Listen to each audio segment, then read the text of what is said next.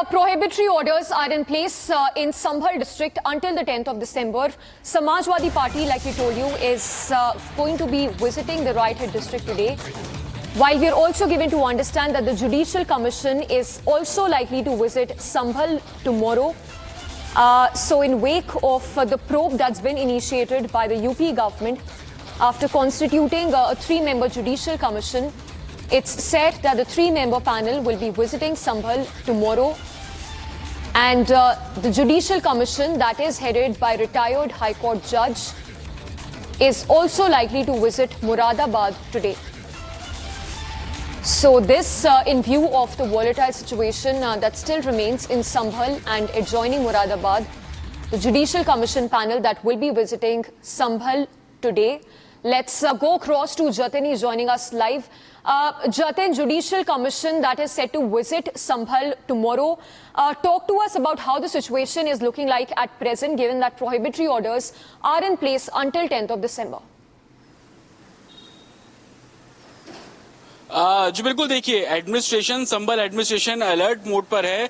जो बाहर से आने वाले लोग हैं, चाहे वो किसी राजनीतिक पार्टी से हो या आउटसाइडर्स हो, उनकी संभल में एंट्री 10 दिसंबर तक बैन कर दी गई है। लेकिन उसके बिल्कुल अपोजिट में जो जुडिशियल कमीशन एक तरीके से सेटअप किया गया था, वो आपसे कुछ देर बाद मुरादाबाद पहुंच जाएगा और मुरादाबाद में एक बैठक की जाएगी जिसमें जो आयुक्त, मंडल कमीशन के जो आयुक्त हैं, उनसे उनकी मुलाकात होगी और संभल को लेकर अभी तक की इन्वेस्टिगेशन कहां तक पहुंची, इसको लेकर आज जो मीटिंग है मुरादाबाद में होने की जानकारी मिल रही है। यह भी जानकारी मिल रही है कि जुडिशियल कमीशन कल संभल भी जाएगा और वहां पर वो संभल के डीएम और एसपी के साथ गेस्ट हाउस में उनकी बैठक होगी। वहां पर अभी तक की इन्वेस्टिगेशन के बारे में जो जुडिशियल कमीशन है वो पूरी रिपोर्ट लेगा और उसके बाद दोपहर तक जो है वो शाही जामा मस्जिद पहुंचने का भी प्लान है कल दोपहर तक। तो कहीं ना कहीं एक पूरा जो जुडिशियल कमीशन को किस तरीके से इंक्वायरी करना है और अपोजिशन पार्टीज जो एलिगेशन लगा रही है एडमिनिस्ट्रेशन को लेकर, उनकी लापरवाही को लेकर, अब से कुछ देर पहले अखिलेश यादव ने भी ट्वीट कर इस बात की आशंका जताई कि बीजेपी रोक रही है लोगों को आने से, सच सामने आ जाएगा, इस तरीके के एलिगेशन लग रहे हैं। तो जुडिशियल कमीशन की जिम्मेदारी और भी बढ़ जाती है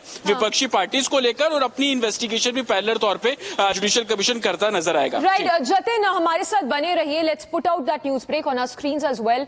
15 member Samajwadi Party that will be visiting right hit Sambhal today.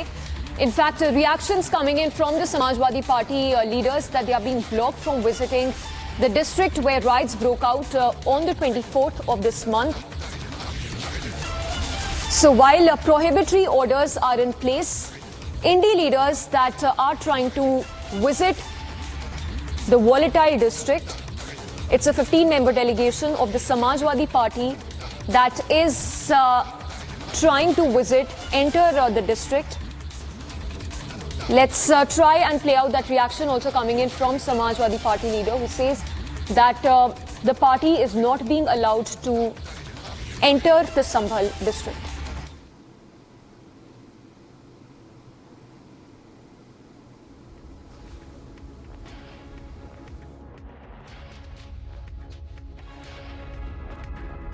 हम लोग चुपके से तो जा नहीं थे, जाना होता तो चुपके से कहीं चले जाते। हमें तो फिर हमने प्रोग्राम भेजा, अब प्रोग्राम भेजा तो इधर से नहीं, रात को हमको होम सिक्योरिटी ने, संजय प्रसाद ने कहा कि साहब वहाँ आप न जाइए, वहाँ अभी स्थिति बदल सकती है। तो नहीं भाई, आप तो 30 तक लगाए थे, अब पहली कहेगी नहीं। फिर वहाँ के डीएम का टेलीफोन आया कि साहब ना आइए, संभल का, कि वो हम लोगों ने 10 तारीख तक इसे बढ़ा दिया है, अब 10 तारीख तक नहीं आए, ना आए। तो ठीक है। फिर रात को जब होम सिक्योरिटी टेलीफोन आया तो हमने कहा सवेरे हम पार्टी दफ्तर में जाएंगे और आप सबकी बात रखेंगे, हमारे जो लोग जाने वाले हैं वो इकट्ठा हो जाए, जो तय होगा आपको बता देंगे। अभी क्या तय हुआ? अभी आप पार्टी दफ्तर जाएंगे? हाँ, पार्टी दफ्तर जाना चाहते हैं। डिप्टी सीएम केशव प्रसाद मौर्य कह रहे हैं आप लोगों को भड़काना चाहते हैं वहां पर पहुंच के। अब देखिए, हम नहीं भड़काते हैं, उनकी भड़काने वाली भाषा तो केशव प्रसाद मौर्य जी की रहती है। और अगर वहाँ प्रेस जा सकता है, प्रेस के लोग जा सकते हैं, वो बात जो प्रेस बताती है वहाँ, वो बात अगर हम कहते हैं तो कैसे लोग भड़क जाएंगे। तो हम लोग चुपके से तो जा नहीं थे, जाना होता तो चुपके से कहीं चले जाते। हमें तो फिर हमने प्रोग्राम भेजा। अब प्रोग्राम भेजा तो इधर से नहीं, रात को हमको होम सेक्रेटरी ने, संजय प्रसाद ने कहा कि साहब वहाँ आप न जाइए, वहाँ अभी स्थिति बदल सकती है। तो नहीं भाई, आप तो 30 तक लगाए थे, अब पहले कहेगी नहीं। फिर वहाँ के डीएम का टेलीफोन आया कि साहब ना आइए, संभल का, कि वो हम लोगों ने 10 तारीख तक इसे बढ़ा दिया है, अब 10 तारीख तक नहीं आए, ना आए। तो हमने ठीक है। फिर रात को जब होम सेक्रेटरी टेलीफोन आया तो हमने कहा सवेरे हम पार्टी दफ्तर में जाएंगे और आप सबकी बात रखेंगे। हमारे जो लोग जाने वाले हैं वो इकट्ठा हो जाए, जो तय होगा आपको बता देंगे। तो अभी क्या तय हुआ? अभी आप पार्टी दफ्तर जाएंगे? हाँ, पार्टी दफ्तर जाना चाहते नहीं, हैं। डिप्टी सीएम केशव प्रसाद मौर्य कह रहे हैं आप लोगों को भड़काना चाहते हैं वहाँ पर पहुँच के। अब देखिए, हम नहीं भड़काते हैं, उनकी भड़काने वाली भाषा तो केशव प्रसाद। और स्थगित तो हो गया हाउस, लेकिन लगातार प्रयास करने के बाद भी स्पीकर ने सुना नहीं। जबकि हम लोग स्पीकर के कमरे में गए थे, बात भी हुई है, तो उन्होंने भरोसा भी दिया था कि कल आप लोग रहिएगा। फिर नहीं उठाने दिया, अर्जुन कर दिया। अब अगर सदन की हालत है तो निश्चित तौर पे आज अगर डेलीगेशन जा रहा था तो जाने देना चाहिए था, कोई तूफान नहीं खड़ा हो रहा था और पुलिस लगा देते, हम लोग सालते तौर में बात कर लेते हैं। लेकिन अगर प्रतिनिधिमंडल जा रहा था वहाँ समाजवादी पार्टी की ओर से, उसको रोकना ये बड़ी बात है। कहीं से भी ये सरकार नहीं चाहती कि देश में सुकून से लोग रह सकें। सर, लेकिन वहाँ का कहना है कि समाजवादी पार्टी के लोग वहाँ जाके जो है माहौल बिगाड़ना चाहते हैं। भाई, संसद में कौन माहौल बिगाड़ा? वहाँ तो अपनी बात रख रहे थे, हैं? वहाँ तो हम लोग बाउंड्री के अंदर थे, हॉल के अंदर थे, वहाँ क्या दंगा हो जाता? कभी दंगा हुआ वहाँ?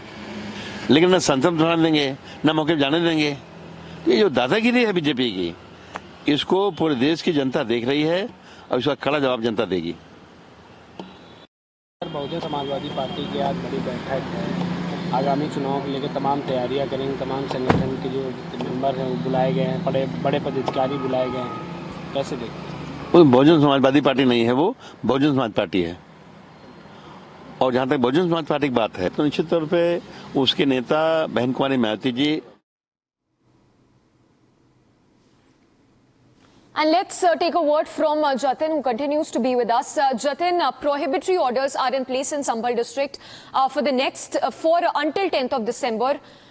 Gathering of 5 or more people is prohibited. So why is it the Samajwadi Party is trying to visit a district where the situation still remains volatile?